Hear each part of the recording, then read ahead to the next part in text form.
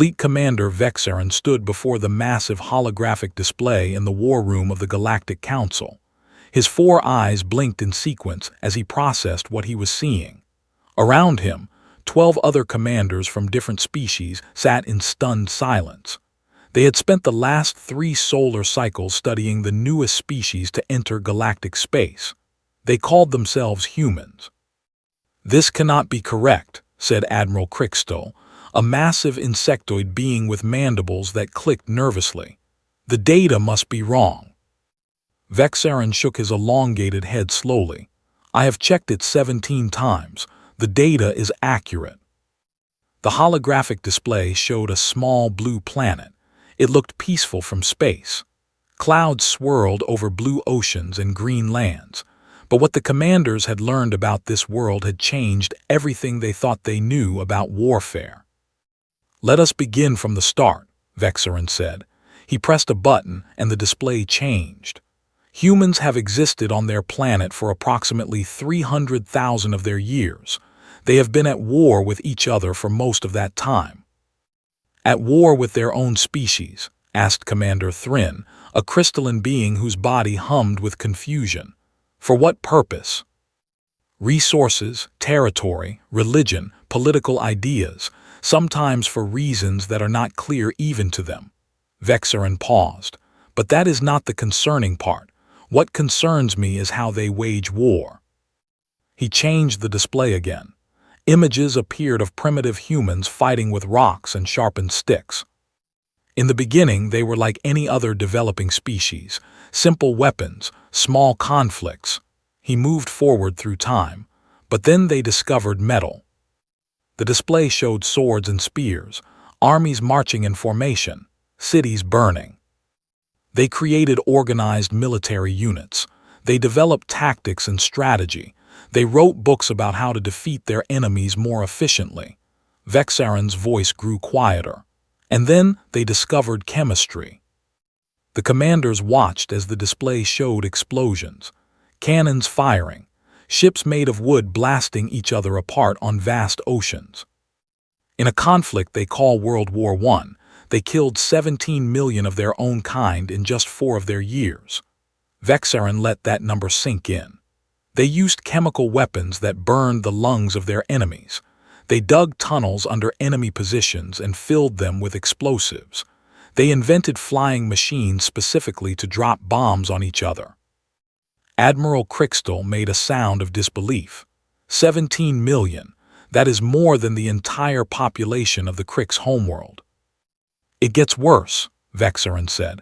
"Just 20 of their years later, they fought again. This conflict they call World War II killed 70 million. The war room fell completely silent. Even the environmental systems seemed to hold their breath. 70 million, Thrin repeated slowly. "That is not war, that is extinction." "And yet they did not go extinct," Vexarin said. "They recovered, they rebuilt, and they kept developing new weapons." He changed the display again. "At the end of this war, they created something that changed everything." The commanders watched a recording. A single bomb fell from a plane. It exploded in a flash of light brighter than any star. A mushroom cloud rose into the sky. Below it, an entire city was gone. "They call this a nuclear weapon," Vexarin explained. "It releases the energy stored inside atoms themselves. One bomb destroyed an entire city and killed over 100,000 beings instantly. Many more died slowly from the radiation afterward." "They used this weapon on their own people?" Commander Thrin asked. "On their enemies. But their enemies were also human, yes." Vexarin pulled up more data. "They built thousands of these weapons, enough to destroy their entire planet many times over. 2 of their major nations pointed these weapons at each other for decades. They called this period the Cold War." "Cold because they did not fire them?" Crickstoll asked. "Yes, they came very close several times, but they held back." Vexarin brought up a new image. "Now look at what they did with this technology when they were not at war." The display showed rockets launching into space, humans walking on their moon, satellites orbiting their planet. The same technology that could destroy their world, they used to reach beyond it. They turned weapons of war into tools of exploration. Vexarin stepped closer to the display. This is what makes them truly dangerous. They do not just create weapons. They innovate. They adapt. Every technology they develop can become a weapon if they need it to be. He showed them more. Computers that were first built to calculate missile paths. The internet that began as a military communication system. Drones designed for surveillance and targeted killing. But surely, said a small, furry commander named Quilks, now that they have achieved space travel, they have moved past such violence. Many species become peaceful once they join the galactic community. Vexarin made a sound that might have been a bitter laugh. That is what I thought as well, so I studied their recent history. He changed the display.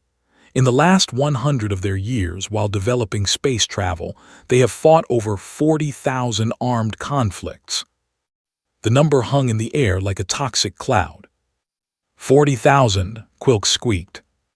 Wars, revolutions, civil conflicts, terrorist attacks, military interventions, they never stopped. Vexarin pulled up more data. They have developed weapons that can strike any point on their planet within minutes. They have created autonomous killing machines. They have built satellites that can track every living thing on their world. For what purpose? Thrin asked. What enemy requires such overwhelming force? Each other, Vexarin said simply. They have never known true peace. They do not understand it. War is woven into their culture, their stories, their very identity. He showed them human art, paintings of battles, statues of warriors, movies and stories that glorified combat and sacrifice. Their entertainment is filled with war. Their heroes are soldiers and fighters. Their children play with toy weapons. Vexarin turned to face the council. And now they have entered galactic space. They have made contact with us, and they want to join the community of species. Admiral Crixtal leaned forward. What do you recommend? Vexarin was quiet for a long moment. He had studied humans for 3 cycles. He had learned their languages, their history, their culture. And what he had learned terrified him more than anything he had encountered in 300 years of military service. I recommend we classify them as Threat Alpha, he said finally. A murmur went through the room. Threat Alpha was the highest danger classification. It had only been used twice before in galactic history, once for a species that consumed entire planets, once for a machine intelligence that tried to sterilize all organic life. You would put humans in the same category as the Devourers, Quilks asked in shock. The Devourers destroyed worlds because they needed to feed, Vexarin said. Humans destroy things because they choose to, because they disagree with each other, because they want what others have, because they believe different things. He turned back to the display, showing the peaceful blue planet one last time. The Devourers were a force of nature. Humans are something far more unpredictable. They are a force of will. What do we do? Thrin asked. Vexarin closed his 4 eyes briefly. We prepare. We watch. And we hope that when they eventually turn their attention beyond their own kind, they will see us as friends rather than enemies. He opened his eyes again. Because I have studied their history, I know what they do to their enemies, and I do not believe any force in this galaxy could stop them if they truly decided to wage war against us. The war room fell silent again. On the display, Earth continued to spin, peaceful, beautiful, and according to everything the commanders had learned, the most dangerous world in the known galaxy. 3 months after the council meeting, the first human delegation arrived at Nexus Station. Vexarin was there to greet them, though his presence was officially just as a military observer. The real diplomats were members of species considered more approachable. The human ship was smaller than Vexarin had expected. It was not a warship, but a vessel designed for exploration and diplomacy. Still, even in its peaceful design, he could see the efficiency that marked all human creations. Nothing was wasted. Every system served multiple purposes. The airlock opened and 4 humans walked out. They wore simple uniforms without obvious weapons. Their leader was a female with dark hair pulled back from her face. Her name, according to the briefing files, was Ambassador Sarah Chen. Vexarin studied her carefully. She was small compared to him, barely reaching his chest. Her body was soft, without natural armor or weapons. She had only 2 eyes, and they were forward-facing like a predator's. She smiled, showing teeth that were blunt but still capable of tearing flesh.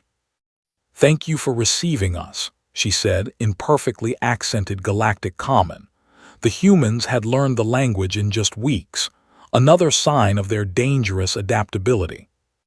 The official diplomat, a gentle being named Meller who resembled a walking cloud, floated forward. "Welcome to Nexus Station, Ambassador Chen. The Galactic Council is pleased to make formal contact with humanity." "The pleasure is ours," Chen said. Her smile seemed genuine, warm even.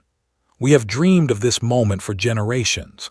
The chance to meet other intelligent species, to learn from them, to share in the great community of the stars." Vexarin watched her carefully. She spoke well. Her words were perfect, but he had studied human history. He knew that they were masters of diplomacy as well as war. They could smile while planning conquest. They could speak of peace while building weapons. The delegation was led into the station. Vexarin followed at a distance, observing. The humans looked at everything with curious eyes. They asked questions about the station's systems, its history, its population. They seemed genuinely interested. One of the human delegates, a young male named Marcus Webb, fell into step beside Vexarin. "You're military, aren't you?" Webb asked.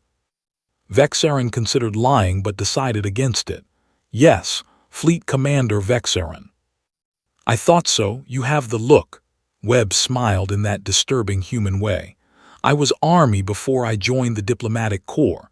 Afghanistan, Syria, the Arctic conflict. I am not familiar with those locations." "Battlefields," Webb said simply. "I served in all of them before I decided I'd rather build peace than wage war." He looked at Vexarin with knowing eyes. "You've been studying us, haven't you? Our history, our wars." Vexarin remained silent. "It's okay," Webb said.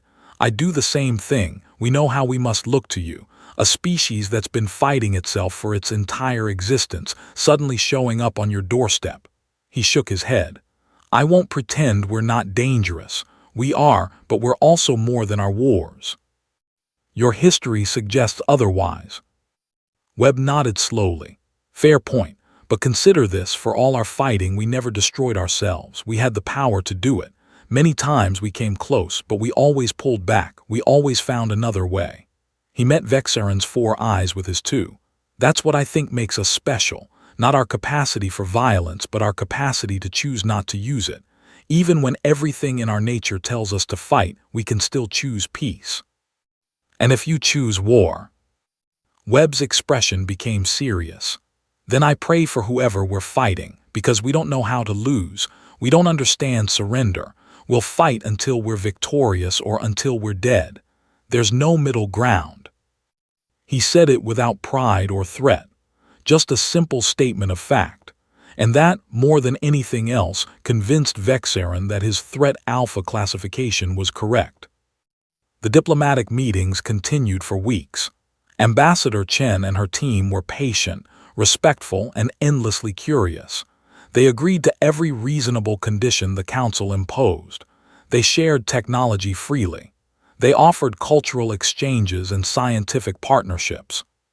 But Vexarin noticed things, small things that others missed.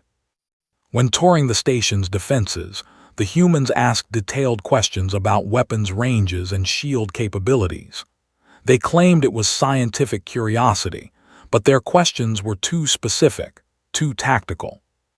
When introduced to representatives of different species, they immediately assessed physical capabilities: height, weight, natural weapons, potential vulnerabilities. When they were given a diplomatic suite, they quietly mapped all the exits and made note of security patrol patterns. They were not planning an attack. Vexarin was certain of that, but they were preparing for one just in case. It was instinctive for them, automatic. They could not help but see the universe in terms of threats and defenses. One night, Vexarin found Ambassador Chen alone in an observation lounge, looking out at the stars. He almost left without speaking, but something made him stay. "Commander," she said without turning around, "I wondered when you'd approach me directly. You knew I was watching you." "Of course you're not subtle." She turned to face him. "But that's okay. I understand why. We're the new kids on the block and we have a reputation." "A reputation you have earned." Chen nodded. "We have, I won't deny it." She gestured at the stars. "You know what I see when I look out there, possibilities, adventures, new friends to make, new things to learn, and new enemies to fight." "Maybe," she met his gaze steadily. "We hope not. We've had enough war to last us 1,000 lifetimes. We're tired of it, Commander, we really are." "And yet you keep fighting." "Because we haven't found another way to solve certain problems." Chen sighed. "Our greatest weakness and our greatest strength. We refuse to accept that anything is impossible, including peace." She smiled sadly. "We know we scare you, we scare ourselves sometimes, but we're trying to be better. That has to count for something." Vexarin studied her for a long moment. He wanted to believe her. Part of him even did believe her, but he had seen too much of human history to trust completely. "It counts for something," he admitted finally, "but it will take time before we can trust you fully." "I know," Chen said. "We have a saying, trust is earned, not given. We're willing to put in the work." She extended her hand in the human gesture of greeting and agreement. "I hope we can become friends someday, Commander. Not just allies of convenience, but real friends." Vexarin looked at her hand. Such a simple gesture, such a complex meaning. After a long pause, he reached out with one of his own limbs and took it. "We shall see," he said. "We shall see." The formal alliance was signed 6 months later. Humanity was officially welcomed into the Galactic Council as a probationary member. They would have limited voting rights and restricted access to certain technologies until they had proven themselves trustworthy. The humans accepted these terms without complaint. They seemed to understand the need for caution, or perhaps they were simply patient, willing to wait until they had earned full membership. Vexarin maintained his Threat Alpha classification in his personal files, but he did not share it with the broader council. Not yet. He wanted to give the humans a chance to prove him wrong. But he also prepared, quietly, carefully. He began developing contingency plans, defense strategies, evacuation protocols just in case. Because he had studied human history, he knew that their periods of peace were often just pauses between wars, and he knew that when the next conflict came, and he was certain it would, the galaxy needed to be ready. Whether the humans would be fighting beside them or against them remained to be seen. 2 years after humanity joined the Council, the galaxy faced a crisis that would test everyone's assumptions about the newest member species. The Kreth swarm had been dormant for centuries. A biological weapon developed during a long-forgotten war, they were mindless organisms that consumed all organic matter in their path. They had been quarantined on a dead world at the edge of known space, contained by ancient automated defense systems. Those systems failed. The first warning came when a mining colony went silent, then a trading outpost, then an entire agricultural world. The swarm was spreading, and it was spreading fast. The Galactic Council convened in emergency session. Vexarin was there, along with every military commander in the Alliance. The mood was grim. "Current projections show the swarm reaching core worlds within 2 years, reported the chief analyst. "Our forces can slow them but not stop them. We lack the weapons to destroy the swarm and the ships to evacuate everyone in their path." "What about the ancient protocols?" asked Commander Thrin. "The weapons that were used to contain them originally." "Lost. The species that created them went extinct thousands of years ago. We have fragments of their technology, but nothing complete. The discussion continued for hours. Every option was considered and rejected. The swarm was too vast, too fast, too hungry. The combined military forces of the council could delay them, but eventually they would be overwhelmed. Then Ambassador Chen stood up. "May I speak?" she asked. The council recognized her. Humans were still probationary members with limited speaking rights, but the crisis had made such protocols seem trivial. "We have been studying the swarm since reports first came in," Chen said. "We believe we have a solution." A murmur went through the room. Admiral Crystal clicked his mandibles skeptically. "With respect, Ambassador, our scientists have studied the swarm for centuries. What could humans possibly know that we don't?" "How to kill things," Chen said simply. "It's what we're good at." She activated a holographic display. It showed the swarm, billions of organisms moving like a living tide. "The swarm is biological," Chen explained. "It can be killed. The problem is scale. There are too many individuals to destroy one by one, and they reproduce too quickly to be reduced by attrition." She changed the display. "But they share a common biology, a common vulnerability." The display showed a molecular structure. "Their respiratory system uses a particular enzyme," Chen continued. "Without it, they cannot process oxygen. They suffocate in minutes." She brought up a new image, a human weapon. "We have developed a compound that neutralizes this enzyme. Delivered in sufficient quantity, it will kill every swarm organism in a targeted area." "What quantity?" Vexerin asked. "Significant." Chen's expression was grave. "The compound must be dispersed across the entire swarm simultaneously, or survivors will simply reproduce and rebuild. We estimate we need to treat an area approximately the size of a small planet." "That's impossible," Crystal said. "No delivery system could cover that much space."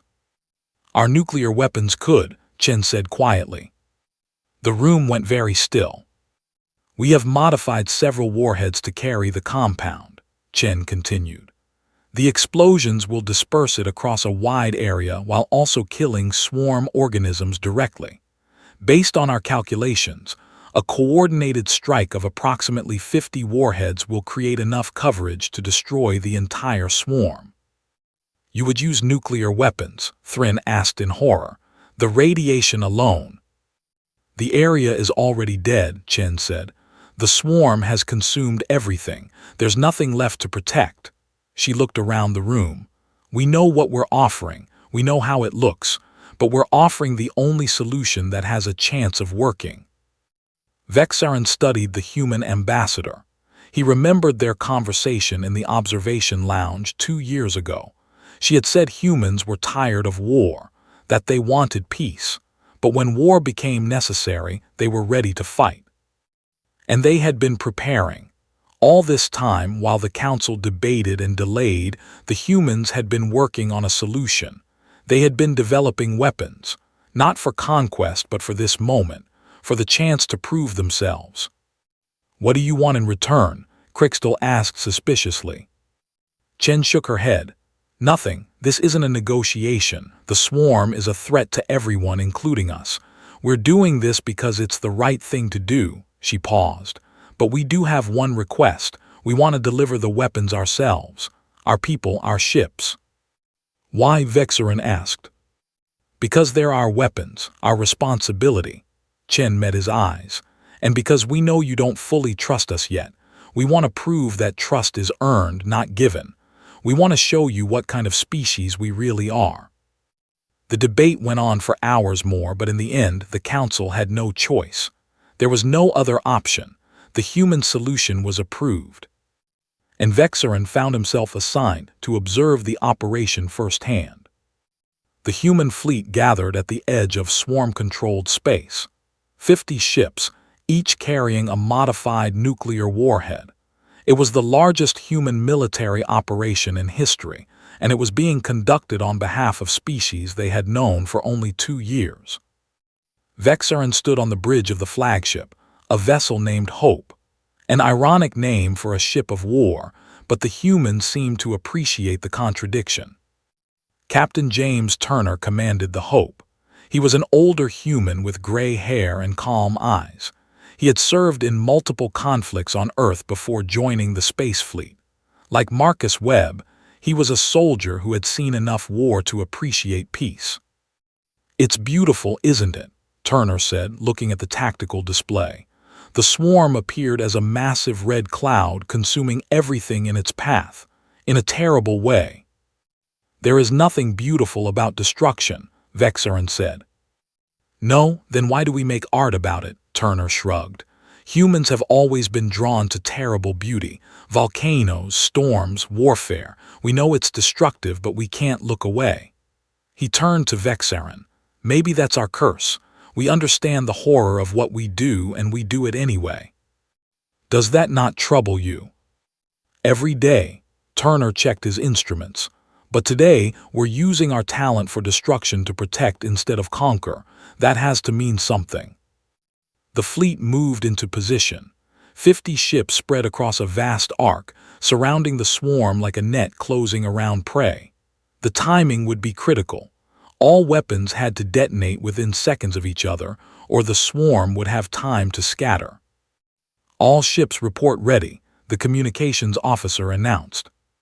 Turner nodded. He looked at Vexarin. "You're about to see humanity at our best and our worst, Commander. I hope you're ready." "I have studied your history," Vexarin said. "I do not think anything could truly prepare me." Turner laughed, a surprisingly warm sound. "Probably not." He turned back to the display. "All ships, this is Hope Actual. Begin final approach. Godspeed and good hunting." The fleet moved forward. On the display, Vexarin watched 50 ships diving toward the heart of the swarm.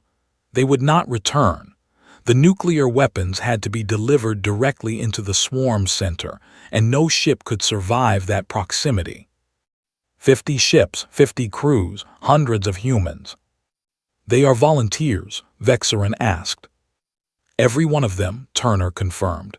"We had more volunteers than ships, had to turn people away." "Why would anyone volunteer for a suicide mission?" Turner was quiet for a moment. "Because it matters, because it will save billions of lives, because sometimes the right thing to do is also the hardest thing." He looked at Vexarin. "You classified us as a threat, Commander, threat alpha, if my intelligence is correct." Vexarin stiffened. "How do you know that?" "We're good at finding things out." Turner smiled slightly. "Don't worry, we're not offended, we understand, but maybe today you'll see the other side of that threat. The same drive that makes us dangerous enemies also makes us loyal friends. We don't do anything halfway, including friendship." On the display, the 50 ships were entering the swarm. Organisms swarmed around them, trying to consume the vessels. But the ships pushed forward, their shields holding just long enough. "First wave, detonation in 30 seconds, the communications officer reported. "Confirmed," Turner said. "All other waves maintain timing." Vexarin watched the countdown. 20 seconds, 15, 10. "It has been an honor serving with you," the captain of the lead ship transmitted. "For humanity, for the galaxy, for everyone who will live because we didn't." 5 seconds, 4, 3, 2, 1. The display flared white. 50 nuclear weapons detonated simultaneously, creating a ring of fire that expanded outward at incredible speed. The compound dispersed through the swarm, carried on waves of radiation and superheated plasma. On the display, the red cloud began to change. Organisms died by the billions, their respiratory systems shutting down as the enzyme was neutralized. The living tide became a dead sea, floating debris in the vacuum of space. Within minutes it was over. The swarm was dead. The bridge of the Hope was silent. Captain Turner stood motionless, watching the display. Somewhere in that debris field were the remains of 50 ships and their crews. "Casualties?" Turner asked quietly. 217 confirmed dead, the communications officer said. No survivors from the delivery ships. Turner closed his eyes briefly. Log it, and make sure the council receives a full report. Yes, sir. Vexarin did not know what to say. He had seen many things in his long military career. He had witnessed courage and sacrifice from many species, but he had never seen anything quite like this. 217 humans had died to save a galaxy that had barely accepted them. They had done it without hesitation, without negotiation, without expecting anything in return. And they had used nuclear weapons to do it, the same weapons that had terrorized their own world for generations, the same weapons that represented their capacity for self-destruction. But today, those weapons had been tools of salvation instead of destruction. The humans had taken their greatest threat and turned it into their greatest gift. Commander, Turner said, I know what you think of us. I know you see us as dangerous, and you're right, we are. He turned to face Vexarin directly. But danger isn't always bad. Sometimes you need dangerous friends. Sometimes you need someone willing to walk into fire. Your people died for strangers, Vexarin said, for species they had never met. They died for the future, Turner corrected. A future where humanity isn't just a threat but a partner, where we're judged not by our capacity for violence but by what we choose to do with it. He paused. Today, we chose well. Vexarin thought about his Threat Alpha classification. He thought about all the contingency plans he had developed, all the defense strategies he had prepared. He thought about the fear that had driven him to see humanity as an enemy waiting to happen. And he thought about 217 humans who had given their lives to prove him wrong. Yes, Vexarin said quietly, today you chose well. 1 year later, Vexarin stood before the Galactic Council once again. But this time, the circumstances were very different.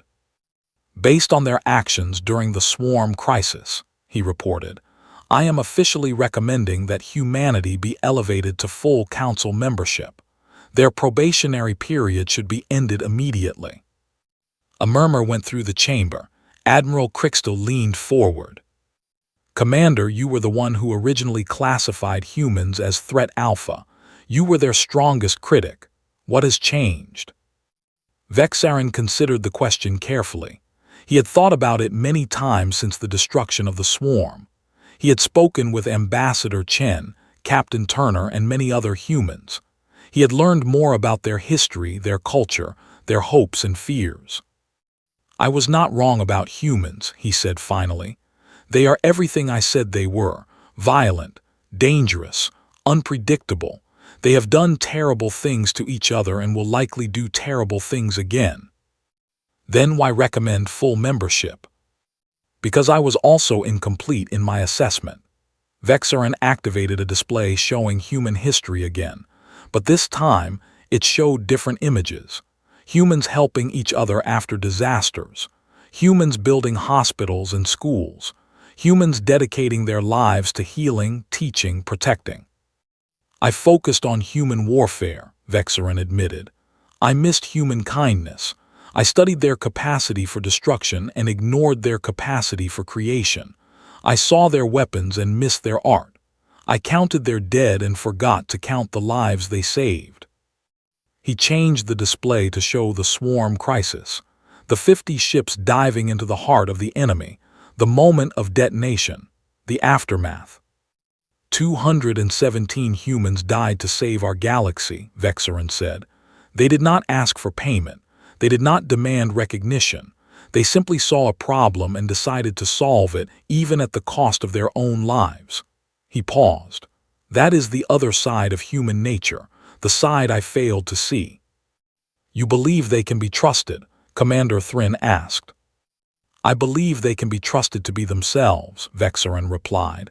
They will fight when fighting is needed. They will create when creation is needed. They will sacrifice when sacrifice is needed. He looked around the chamber. They are dangerous, yes, but they are also generous, curious, and brave. They are exactly the kind of species this council needs. And the threat alpha classification. Vexarin thought about that. He had struggled with it for months. The classification still felt accurate in some ways. Humans were genuinely threatening. Their history proved that. I recommend we maintain the classification, he said, but change its meaning. Threat alpha should not mean that humans are our enemies. It should mean that they are the allies we want beside us when we face our enemies, the species we call when all other options have failed. The council debated for hours. There were objections and concerns. Many species were still afraid of humans, and not without reason. The scars of human warfare were real. But in the end, the vote was unanimous. Humanity was elevated to full council membership. The probationary period was ended. And in a private ceremony afterward, Vexarin presented Ambassador Chen with a new designation, one that had never been given to any species before. Guardian Allies, Vexarin explained. It is the highest honor we can give. It means that when the galaxy faces its darkest hour, we will call upon you first. It means we trust you with our survival. Chen accepted the designation with tears in her eyes. We won't let you down, she said. I know, Vexarin replied. That is why I am no longer afraid. 5 years after humanity joined the council, Vexarin retired from military service. He had served for over 300 years, longer than most of his species could imagine. He had seen wars and peace, crises and celebrations, enemies become friends and friends become enemies. But his final years had been shaped by one species more than any other. On his last day, he visited the Memorial of Heroes. It was a new addition to Nexus Station, built to honor the 217 humans who had died stopping the swarm. Each name was inscribed in crystal, glowing with soft light. Ambassador Chen found him there, as he had known she would. We built a matching memorial on Earth, she said, standing beside him, and on every human colony. They're never forgotten. Nor should they be, Vexarin agreed. He looked at the names, trying to imagine the faces behind them. I spent many years being afraid of your species. I thought you were the greatest threat the galaxy had ever faced. And now I think you are the greatest hope. He turned to face her. You are everything I feared, violent and unpredictable and dangerous, but you are also everything I hoped for, brave and generous and willing to sacrifice for strangers. He made a sound that might have been a laugh. You are chaos given form, and somehow the galaxy is better for it. Chen smiled. I'll take that as a compliment. It is meant as one. Vexarin looked back at the memorial. I spent my career preparing for war with humanity. I am glad I never had to fight it. So are we, Chen said quietly. We've had enough wars, Commander, enough death and destruction. We came to the stars looking for something better. She gestured at the memorial. These people died to build that something better, to prove that we could be more than our history. They succeeded. For now, Chen's expression was serious. But we both know it's not over. Humanity will face more tests, will make more mistakes, will probably horrify you all over again at some point. Almost certainly, Vexarin agreed. But we'll also keep trying, keep learning, keep growing. She looked at him steadily. That's all we can do. That's all anyone can do. Vexarin considered her words. He thought about everything he had learned about humans over the past 5 years. Their history of violence and their capacity for peace. Their weapons of destruction and their acts of salvation. Their fear and their courage existing side by side. There is a saying among my people, he said. The greatest warriors are those who can choose not to fight. The greatest strength is restraint. We have a similar saying, Chen replied. The pen is mightier than the sword, though we don't always live up to it. No species always lives up to its ideals. The important thing is to keep trying. Vexarin extended his limb in the human gesture of farewell. It has been an honor to know you, Ambassador, and an honor to know your species." Chen took his limb and shook it firmly. "The honor is ours, Commander. Thank you for giving us a chance." "Thank the 217, Vexarin said, nodding toward the memorial. "They earned it." He left the memorial then, walking slowly toward his transport. Behind him, the crystal names continued to glow, a permanent reminder of human sacrifice and human hope. As he boarded the ship that would take him home, Vexarin allowed himself one final thought about humanity. He had begun by classifying them as Threat Alpha, the most dangerous species in the galaxy. He had been afraid of what they might do. Now, 5 years later, he understood them better. They were still dangerous. They would always be dangerous, but they were also guardians, heroes, and friends. The galaxy had faced many threats over its long history: devourers, swarms, machine intelligences, wars that spanned entire sectors. But now it had something new. It had humanity, a species that could match any threat, not because they were the strongest or the oldest or the most advanced, but because they simply refused to give up. They fought, they built, they sacrificed, they hoped. And sometimes, hope was the most powerful weapon of all. Vexarin closed his eyes as the transport lifted off. He had spent his career fearing humanity.